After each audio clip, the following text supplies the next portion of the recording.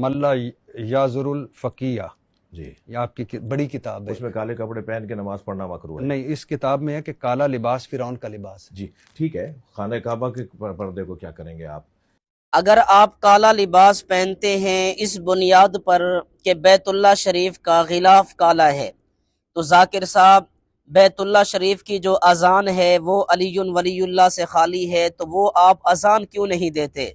خانہ کعبہ شریف میں جس انداز میں نماز پڑھی جاتی ہے تو آپ اس انداز میں نماز کیوں نہیں پڑھتے؟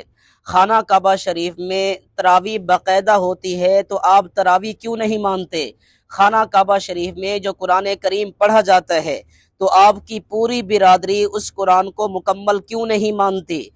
خلاصہ یہ ہے کہ ذاکر صاحب کو صرف بیت اللہ کے بحر والے غلاف سے محبت ہے، نہ بیت اللہ کی اذان سے محبت ہے، نہ بیت اللہ کی نماز سے محبت ہے، نہ بیت اللہ کی تراویح سے محبت ہے، اور نہ ہی قرآن سے محبت ہے.